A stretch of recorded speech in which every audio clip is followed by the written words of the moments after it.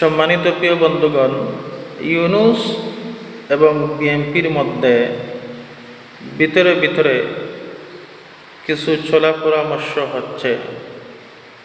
ইউনূস এবং বিএনপির সন্দেহমূলক কিছু কাজের দ্বারা সন্দেহ হচ্ছে যে তাদের ভিতরে ভিতরে কিছু চলা পরামর্শ হচ্ছে অথবা হয়ে গেছে। এর কারণ হচ্ছে, দেখেন, বিএনপির নেতারা তারা ভালো করে এখন জানে এবার নির্বাচনের মাধ্যমে তারা যদি ক্ষমতায় না যেতে পারে তাহলে বিএনপির নেতাদের কপালে দুঃখ আছে, অথবা তাদের লাইফ ধ্বংস হয়ে যেতে পারে, তারা বিএনপি দল আর নাও থাকতে পারে। তারা ভিতরে ভিতরে খুবই সজাগ আছে। তাই বিএনপির নেতারা জান প্রাণ দিয়ে চেষ্টা করবে এবার নির্বাচনের মাধ্যমে ক্ষমতায় যাওয়ার জন্যে। তাই আমার প্রিয় বন্ধুগণ, দেখেন, ইউনূস এবং বিএনপির মধ্যে হয়তো কোনো চলা পরামর্শ হয়ে যেতেই পারে। এর কারণ, তত্ত্বাবধায়ক সরকার ফখরুদ্দিনের আমলে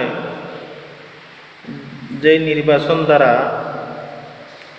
ভোটের মাধ্যমে জয় লাভ ছিল বিএনপি, কিন্তু সরকার গঠন করেছে আওয়ামী লীগ। এইরকম নিয়ে আবার পরিস্থিতির মধ্যে আমরা আবার পড়তে হয়, আল্লাহ জানে।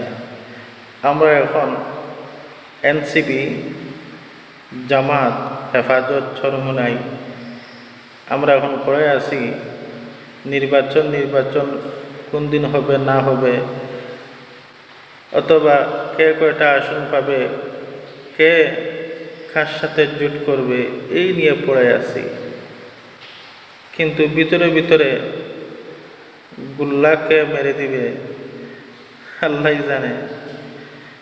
তাই আমার মনে হয় এখন এই সমস্ত জিনিস না ভেবে আমরা সবাই এক হয়ে এখন আন্দোলনের সময়, এখন এক হওয়ার সময়, এখন আন্দোলনের সময়।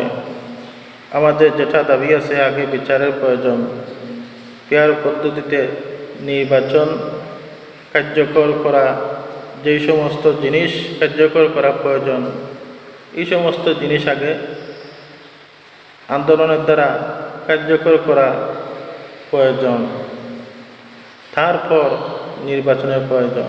আর না হলে জামাত, এনসিপি, হেফাজত, চরমোনাই সবার কপালে কিন্তু দুঃখ হতে পারে।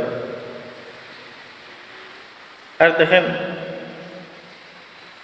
এনসিপিকে নিয়ে জামাতে যখন মায়াকান্না করতেছে, ক্ষমতায় যাওয়ার পরে তাদেরকে ব্যবহার করবে। তাই কাজেই আমরা সবাই এক হওয়া এখন প্রয়োজন। জামাত, এনসিপি, ছাত্রদল, চরমোনাই, হেফাজত সবাই এক হয়ে আগে এক হওয়া প্রয়োজন। আগে আমাদের দাবিগুলো কার্যকর হওয়া প্রয়োজন, পরবর্তীতে নির্বাচন। যাই হোক, সবাই ভালো থাকেন, সুস্থ থাকেন। আবার দেখা হবে। আসসালামু আলাইকুম রহমতুল্লাহ।